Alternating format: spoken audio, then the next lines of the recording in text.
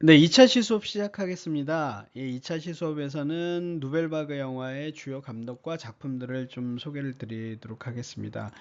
제일 유명한 사람이 장르익 고다르라는 감독이고요. 이름이 조금 어려운데 워낙 유명한 감독이고, 이 장르익 고다르가 영화를 여러 편 만들었어요. 유명한 작품들이 많은데 그 중에서 제일 유명한 게 내 멋대로 해라, 1959년도 영화예요. 이때 최초로 점프컷 기법이 사용이 돼서 세계 영화계에 큰 충격을 좀 줬어요. 저렇게 영화도 만들 수 있구나.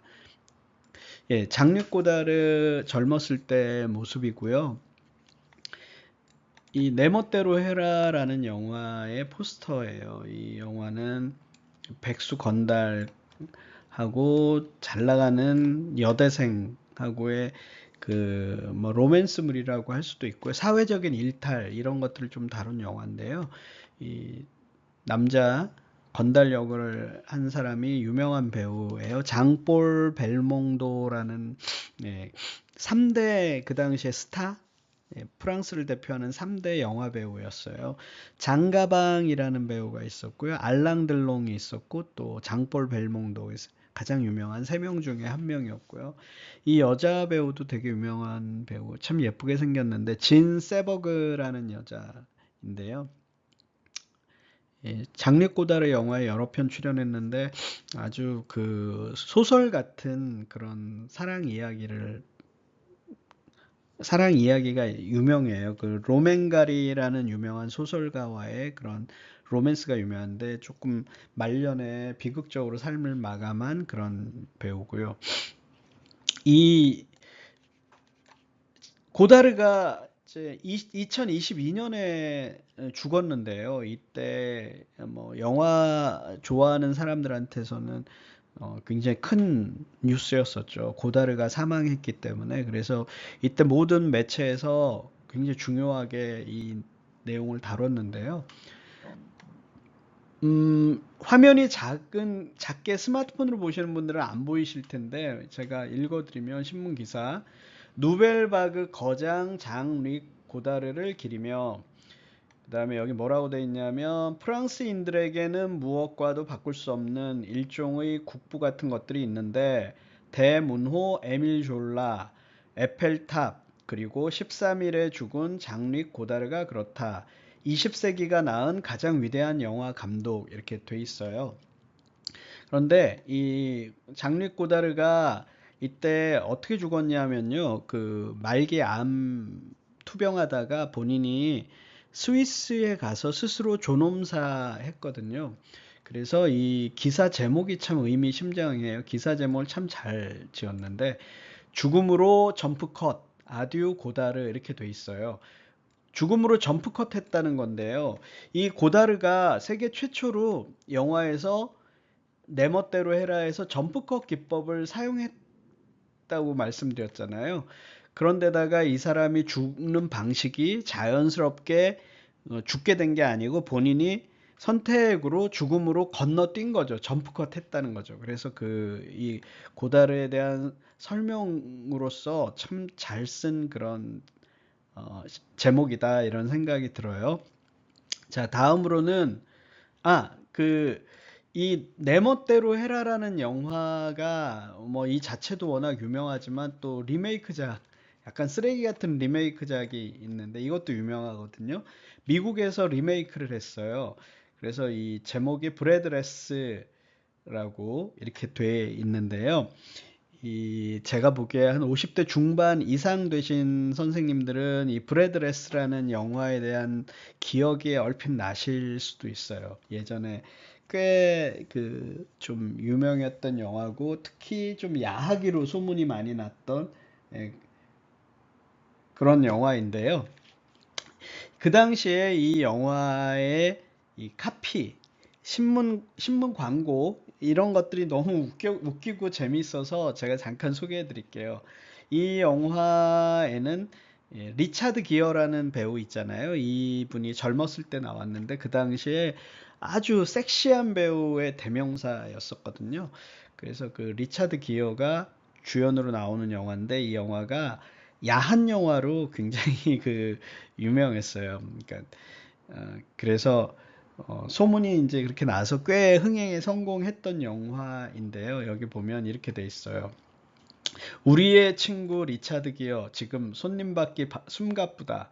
영화 내용하고 아무 상관도 없이 막 이런 식으로 정말 저속하게 카피를 써놨고요. 또 더 웃긴 게 있어요. 여기 보면 당신 사촌 아주머니와는 절대 함께 볼 수 없는 명화. 왜 이런 카피가 등장했는지 모르겠어요. 하필이면 사촌 아주머니. 이것도 너무 웃기고 뭐 막 추억 돋죠. 초고속 매진 열풍.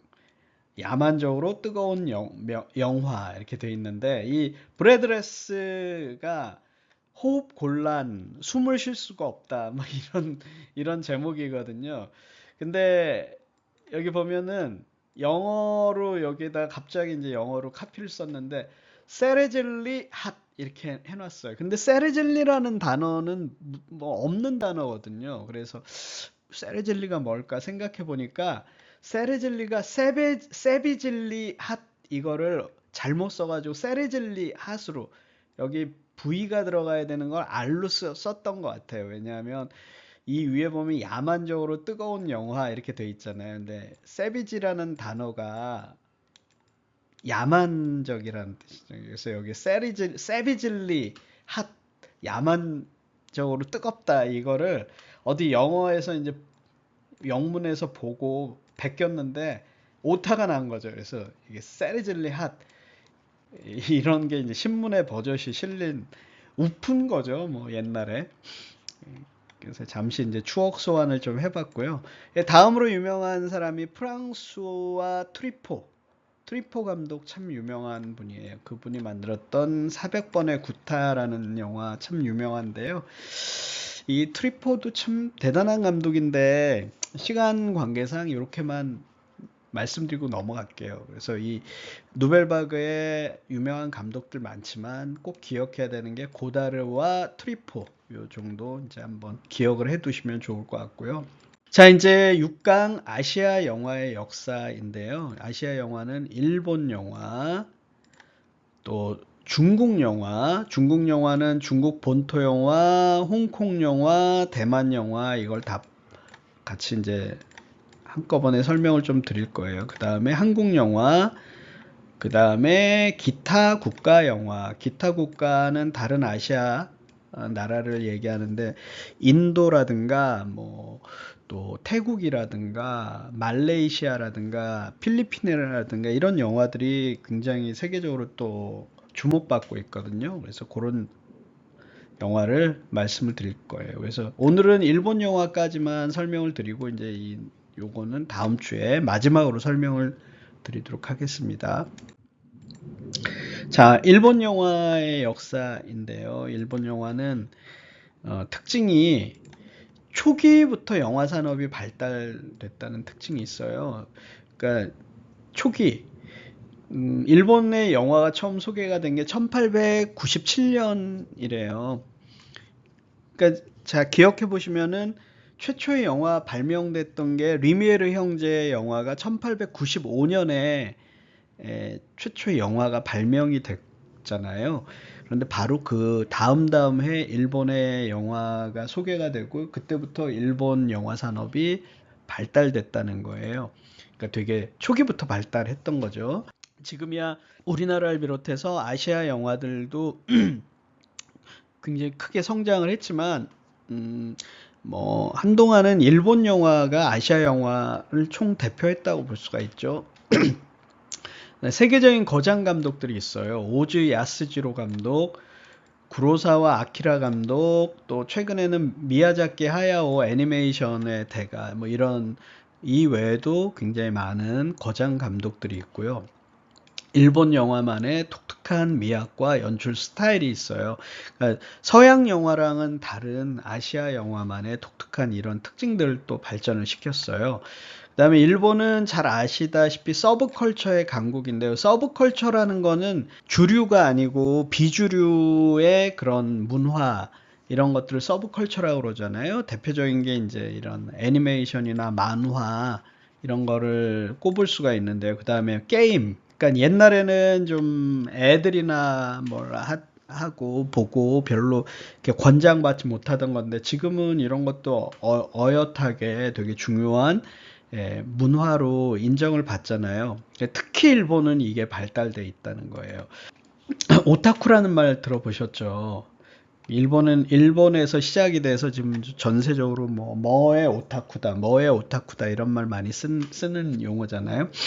뭐 영어로 하면은 매니아랑 좀 뭐 비슷한데 그거하고는 좀 사실은 오타쿠는 좀 다른 개념이거든요. 근데 어쨌든 일본에는 이렇게 약간 변태 같은 오타쿠들이 되게 많아요. 뭐 게임 오타쿠들, 아이돌 오타쿠, 뭐 만화 오타쿠, 캐릭터 오타쿠, 이런 것들이 영화에도 영향을 되게 많이 미쳐서 일본 영화만의 특징을 만들고 있어요. 일본 영화의 역사를 지금부터 설명드리면서 시간이 없으니까 시기별로 주요한 감독과 작품을 언급하고 넘어갈게요.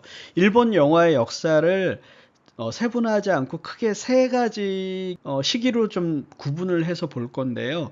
우선 초기 일본 영화의 역사 말씀드리고요. 그 다음에 두 번째 일본 영화의 황금기, 그 다음에 그 이후 현재까지 이렇게 세 시기에 대해서 설명을 좀 드리도록 하겠습니다. 초기 일본 영화는 1897년부터 1945년까지 이때가 이제 1945년이 일본 패망이잖아요. 이 원자 폭탄을 맞던 해가 1945년이고 우리나라가 일본으로부터 해방된 것도 이때잖아요. 이때가 이제 초기라고 할 수가 있겠어요.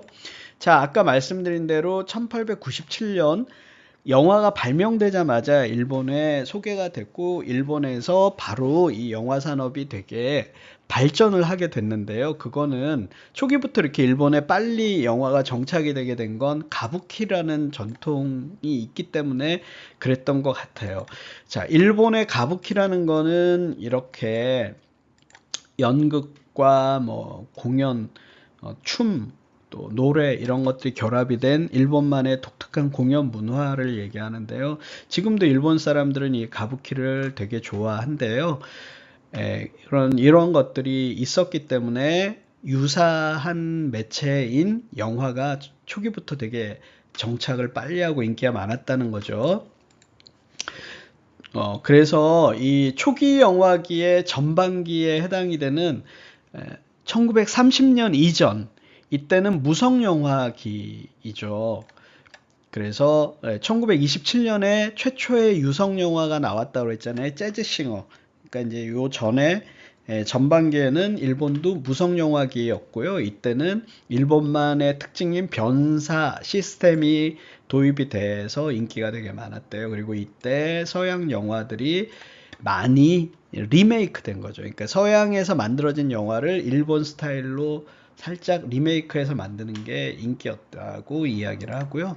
이때 벌써 니카스나 쇼치쿠 같은 지금도 있는 유명한 영화사들이거든요. 일본의 유명 영화사들인데 이게 벌써 이때 이 스튜디오들이 벌써 만들어졌다는 거예요. 그러니까 일본 영화가 굉장히 초기부터 거의 헐리우드 다음으로 빠르게 이런 영화 산업이 발달이 됐다는 걸 알 수가 있죠. 이 시기에 일본 영화가 만들어진 게 600편이 넘는다 그러니까요. 뭐 대단히 빨리 영화가 발달된 거죠. 또 1930년대 이후에는 일본 영화도 유성 영화들이 만들어졌는데요. 이때는 잘 생각해 보시면 1930년대 이후에는 일본이 이제 겁도 없이 전 세계를 대상으로 막 전쟁을 벌이던 시기예요. 처음에는 중국, 러시아하고 이제 전쟁을 벌였고요. 그 다음에 일본에서 이제 미국하고 이제 맞짱을 떴죠. 진주만 공습을 하고 그래서 태평양 전쟁을 일으켰잖아요. 그래서 이때부터는 영화가 많이 만들어지긴 했는데 다 대부분 프로파간다 영화였다는 거죠. 그러니까 일본의 애국심 같은 걸 막 강조하고 뭐 천황 폐하 만세를 외치고 일본의 그 군대를 홍보하고 뭐 이런 영화들이 주로 이제 만들어졌다는 거예요. 자, 초기 영화는 그렇게 뭐 중요하지 않으니까 이렇게 간단하게 넘어가도록 하고요. 드디어 이제 황금기인데 이때 영화가 제일 중요하거든요. 그래서 일본의 1945년 일본 패망 이후에부터 시작해서 1970년 이전 1969년까지가 일본 영화의 황금기라고 이야기를 하고요. 일본이 이제 원자 폭탄 맞고 완전히 나라가 초토화가 됐다가 6.25 전쟁을 겪으면서 우리나라에다가 여러 가지 군수 물자 같은 것들 수출하고 하면서 일본 경제가 다시 살아났고 50년대, 60년대 거치면서 도쿄 올림픽도 일본에서 개최가 되고 하면서 일본이 경제적으로 엄청나게 발전하게 된 거죠. 이 시기에 일본 영화들도 큰 성공을 거두고 높은 평가를 받았어요. 이 시기에 만들어진 일본 영화들은 어떤 특징이 있었냐면 일본의 전통 문화에다가 서양적인 미학, 그 헐리우드나 유럽 영화의 그런 특징에다가 독특하게 일본의 어떤 전통적인 것들, 개성을 섞었기 때문에 되게 높은 평가를 받았거든요. 그리고 일본의 정적인 이야기, 이렇게 요란스럽지 않은 정적인 이야기, 또 절제된 감정 표현, 이런 것들이 서양 사람들이 보기에 무척 신선했다고 이야기를 해요. 그래서 국제영화제에서 상도 많이 받고 세계적으로 높은 평가를 받았는데요. 주요 감독과 작품 말씀을 드리면 우선 오즈 야스지로 감독이 만든 동경 이야기 53년도에 이걸 좀 꼽을 수가 있는데요. 자, 오즈 야스지로는 제가 그 퍼펙트 데이즈라는 영화 한번 소개를 드리면서 그때 말씀을 드렸을 거예요. 빔 벤더스라는 그 독일 감독, 그 사람이 제일 존경하는 사람이 오즈 야스지로였다. 그래서 옛날에 천사였던 오즈 야스지로에게 이 영화를 바친다, 이런 헌사를 했을 정도로 그렇게 뛰어난 감독이고요. 그 사람이 만든 동경 이야기라는 이 영화가 세계적으로 크게 인기가 있었는데, 특히 이 장면을 보시면요, 이 장면을 다다미 쇼트라고 그렇게 불렀거든요. 그러니까 일본 영화만의 독특한 미학이다. 왜냐하면 일본은 우리나라랑 비슷하게 다다미를 깔고 살잖아요. 우리는 장판을 깔고 살지만, 그러니까 사람들이 의자, 서양 사람들하고 다르게 맨바닥에 앉다 보니까 카메라의 앵글이 이렇게 낮게 찍히는 거예요. 되게 낮게. 서양 사람들이 봤을 때는 굉장히 이게 독특했나 봐요. 그래서 일본 영화만의 독특한 그런 미학이다, 다다미 쇼트다, 그래서 되게 유명했고요.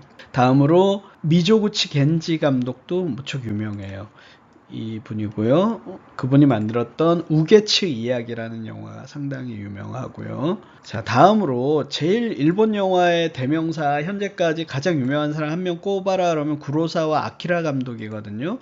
이 구로사와 아키라 감독이 만든 영화는 너무 많아요. 유명한 영화. 그 중에 이 라쇼몽이라는 영화, 아주 유명한 영화인데요. 시간이 조금 갔더라도 조금 설명을 드리면, 이 시대극인데요.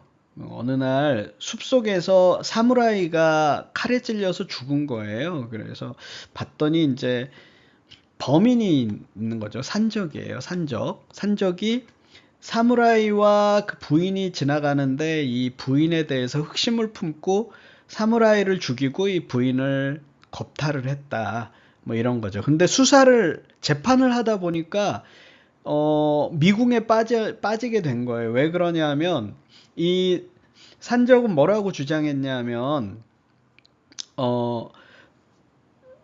이 여자한테 자기가 반해서 사무라이를 결투 끝에 죽였는데, 이 여자가 너무 정조관념도 없고 막 너무 적극적이어서 자기가 이 여자에 실망을 해서 그냥 자기는 버리고 갔다, 이렇게 자기가 죽인 건 맞지만 이 여자가 X다, 이렇게 이제 주장을 한 거예요. 근데 이 여자는 다르게 이야기를 하는 거예요. 이 여자는 자기가 그 사무라이를 죽였다, 이렇게 얘기합니다. 남편을 죽였다는 거죠. 왜 그러냐면 자기는 이 사무라이랑 같이 가다가 이 산적한테 겁탈을 당했는데 갑자기 이 사무라이가 자기를 정조관념도 없는 여자처럼 막 경멸을 하길래 자기가 막 자기 은장도 같은 걸로 들고 막 엎치락뒤치락 싸우다가 자기는 이제 정신을 잃었는데 깨서 보니까 그 사무라이가 그 칼에 찔려서 죽어 있더라. 그러니까 자기가 이성을 잃고 자기가 그 사무라이를 죽인 것 같다 이렇게 주장을 한 거예요. 죽은 사무라이는 또 다른 말을 해요. 그러니까 사무라이 영매를 통해서 무당을 통해서 그 죽은 사무라이를 불러들여요. 그 혼을. 그래서 사무라이의 얘기를 들어보니까 사무라이는 뭐라 그러냐면 이, 이, 자, 자기를 묶어놓고 이 두 연놈이 서로 정분을 나누고 그러고 도망가 버렸다. 눈이 맞아서 도망가 버렸다. 그래서 자기가 너무 수치스러워서 자기는 스스로 자살을 했다. 이렇게 주장을 해요. 그러니까 도대체 죽은 사람이 있는데 이 사람이 누가 죽였느냐 알 수가 없다. 미궁에 빠진 거죠. 그래서 이런 거를 라쇼몽 효과라고 이야기를 하거든요. 그러니까 각자 진실이라는 거는 모두 각자의 진실만 있다라는 거죠. 그러니까 지금도 그렇잖아요. 사실 잘 생각해 보시면 뭐 모든 부부싸움도 그렇고 뭐 분쟁이 일어났는데 뭐 교통사고가 나도 그렇고 다 각자 자기 입장에서 유리한 대로 주장을 하잖아요. 그래서 절대적인 객관적인 진실이란 존재하지 않고 다 상대적인 거다. 뭐 이런 이야기를 하는 아주 유명하고 좋은 영화예요. 베니스 영화제 그랑프리를 받았던 영화고요. 그 다음에 이제 그 못지않게 유명한 영화가 이 7인의 사무라이라는 그 구로사와 아키라 영화인데요. 이 7인의 사무라이라는 영화 깐느 영화제에서 이제 상을 받았던 그런 유명한 영화고 지금까지도 이제 그 영화 역사상 가장 잘 만든 걸작 영화 그러면 10등 안에 드는 정말 유명한 영화인데요. 이 7인의 사무라이라는 영화는 미국에서 리메이크가 됐어요. 황야의 7인이라는 서부 영화로 리메이크가 됐는데요. 여기 율 브린너나 그다음에 스티브 맥퀸 같은 당대 최고의 인기 스타들이 나와서 사무라이를 총잡이로 바꿔놓은 거죠. 이런 유명한 영화가 있었고요. 이런 영화는 최근에 한 몇 년 전에도 다시 리메이크가 돼가지고 뭐 황야의 7인이 영어 제목이 매그니센트 세븐이거든요. 그래서 뭐 여기 덴젤 워싱턴이나 뭐 또 이병헌도 여기 출연을 했었고 이런 식으로 큰 영향을 준 그런 영화입니다. 시간이 없어서 빨리 말씀드릴게요. 그 이후 현재까지 영화 산업을 좀 보면 1970년대에는 좀 성인 영화들 흔히 로망 포르노라고 그러는데요. 되게 일본 영화 그러면 되게 야한 영화 이렇게 많이 알려져 있었잖아요. 요때 이제 많이 만들어진 거예요. 이때 이제 뭔가 운동권 학생 운동을 하던 사람들이 이제 이 영화계로 많이 들어가가지고 이런 식의 좀 일탈적인 영화들, 실험 영화들을 많이 만들었고요. 1980년대 이후에는 애니메이션 영화들이 만들어지면서 그 영향력이 되게 많이 확대가 됐어요. 또 1990년대에는 좀 사회적으로 고립되거나 청춘의 고통들을 다룬 현대 영화들이 또 많이 만들어졌고요. 2000년대 이후에는 좀 다양한 종류의 영화들이 등장을 했는데요. 주요 감독과 작품 빨리 말씀을 드릴게요. 자, 러브레터라는 영화 유명하죠. 95년도에 만든 이와이 슈운지 감독의 러브레터. 이 영화는 최근에도 또 다시 재개봉을 했어요. 아마 5번인가 우리나라에서 재개봉한 유명한 영화고요. 여기 여자 주인공인 나카야마 미호라는 여자가 지난 겨울에 죽었거든요. 그래서 또 다시 많이 회자가 됐던 이런 영화고요. 하나비라는 영화가 있는데요.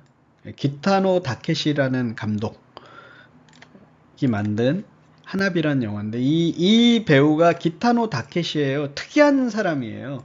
일본의 유명한 그 코미디언 개그맨이었거든요. 이 사람이.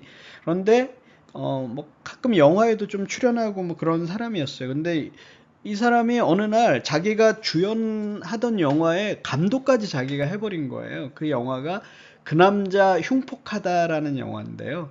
그러니까 이제 처음에 이 감독이 원래 감독하기로 했던 사람이 뭐가 안 맞아가지고 그만뒀어요. 자기가 출연하기로 한 영화에. 그러니까 이제 그래 그럼 내가 감독까지 할게 이렇게 한 거예요.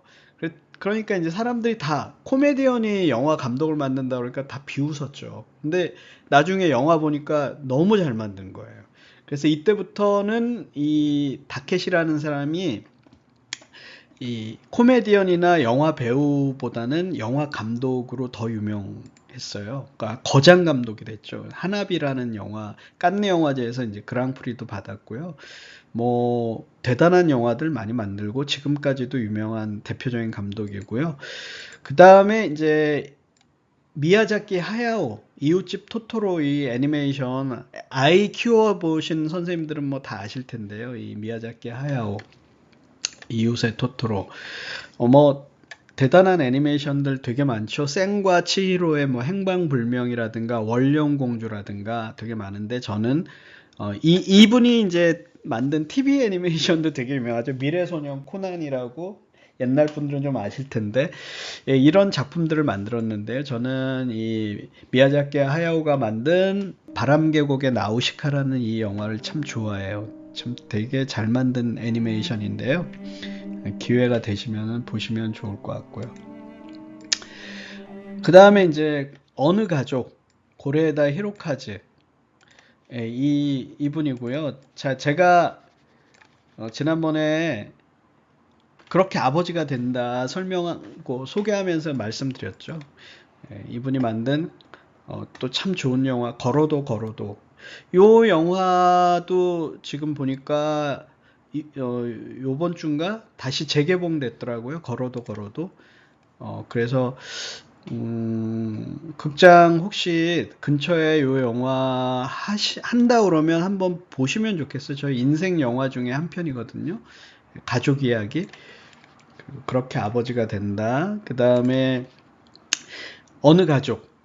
2018년도에 칸 영화제 그랑프리를 받았어요. 그러니까 기생충 그 전해에 그랑프리를 받은 굉장한 그런 감독이고 가장 유명한 사람입니다.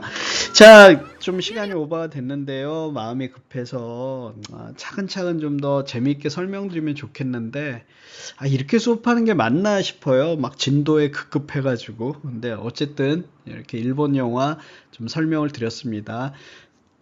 자, 한 주 동안 잘 지내시고요.